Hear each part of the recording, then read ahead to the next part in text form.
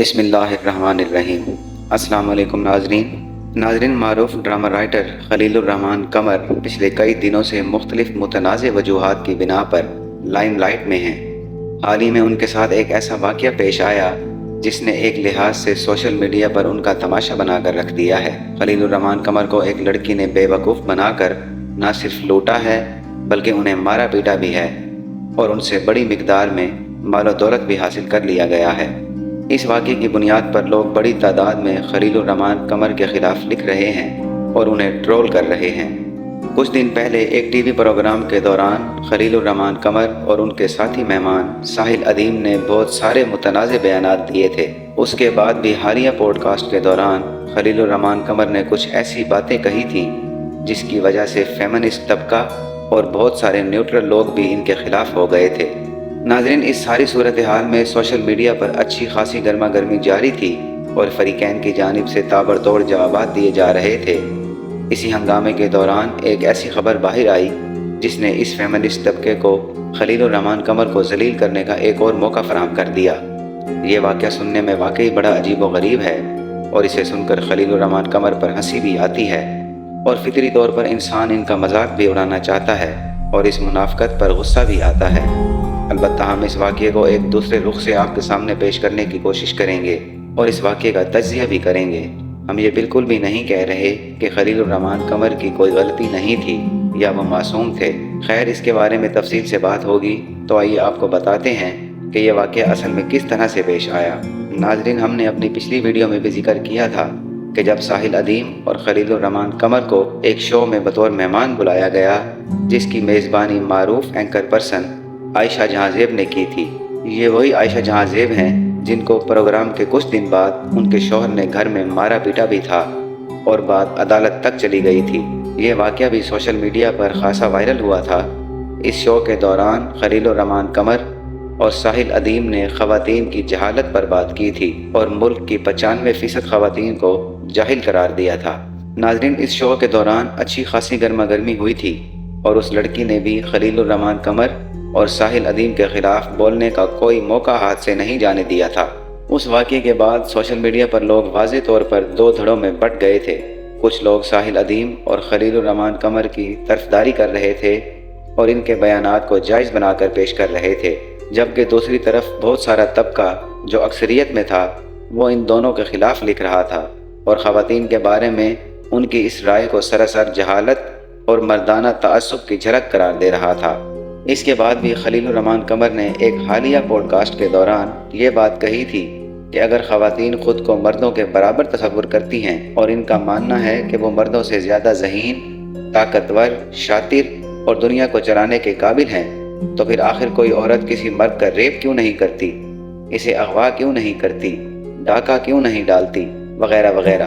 ناظرین، اس طرح کے بے سروپا دعوے اور بیانات خلیل الرحمان قمر کی جانب سے دیے جا رہے تھے۔ اس پر بھی ہم نے یہی سوچا تھا کہ شاید یہ دونوں لوگ یعنی خلیل الرحمان قمر اور ساحل ادیم اس بات کو کچھ زیادہ ہی آگے لے گئے ہیں، حالانکہ ان کے مرتبے کو دیکھتے ہوئے یہ بات کرنا اور اس طرح کا تماشا لگانا انہیں بالکل بھی زیب نہیں دیتا۔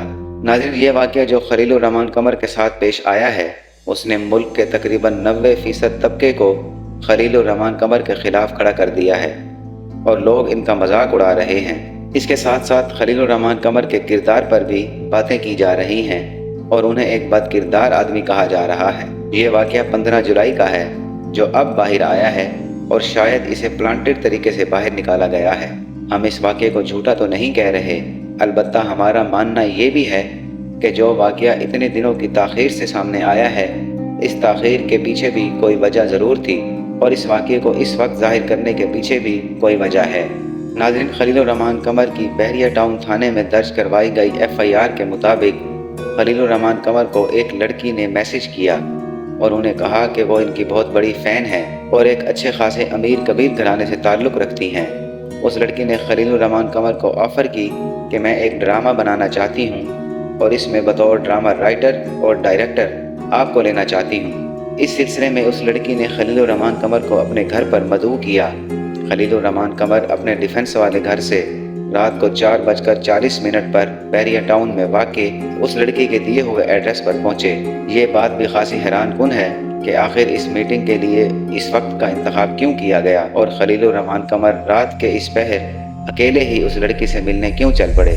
یہ واقعہ اور یہ پہلو خلیل الرحمن قمر کے ایک ایسے پہلو کو بے نقاب کرتا ہے جس سے لوگ ابھی تک ناواقف تھے اور خلیل الرحمن قمر کو ایک شریف اور با کردار لیکن منہ پھٹ آدمی سمجھتے تھے۔ البتہ ان کے کردار پر کوئی انگلی نہیں اٹھا سکتا تھا۔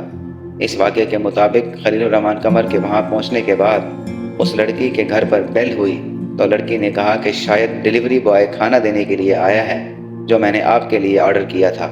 یہ کہہ کر وہ لڑکی باہر چلی گئی اور جب وہ اندر آئی تو اس کے ساتھ 7 افراد تھے جو پوری طرح سے مسلح تھے۔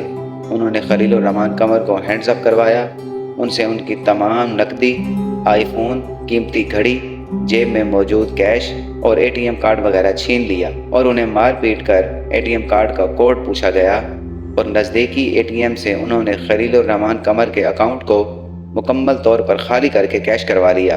اس کے بعد خلیل الرحمن قمر کی آنکھوں پر پٹی باندھ کر انہیں ایک گاڑی میں بٹھایا گیا اور ملزمان انہیں اپنے ساتھ لے گئے۔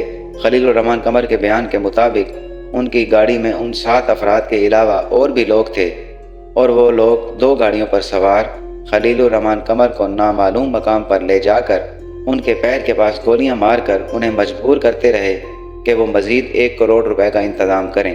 ناظرین، اس موقع پر خلیل الرحمن قمر بھی اچھا خاصا گھبرا چکے تھے تو انہوں نے اپنے ایک دوست کو فون کیا اور انہیں فوری طور پر 10 لاکھ روپے دینے کو کہا، لیکن اس دوست نے انکار کر دیا۔ یہ انکار سننے کے بعد وہ ملزمان اور بھی زیادہ سیخ پا ہو گئے اور انہوں نے انہیں پھر سے مارنا پیٹنا شروع کر دیا۔ خلیل الرحمن قمر کے بیان کے مطابق ملزمان انہیں 2-2.5 گھنٹے تک نامعلوم مقامات پر لے کر پھرتے رہے اور ان پر تشدد کرتے رہے اور ان سے مزید رقم کا مطالبہ بھی کرتے رہے۔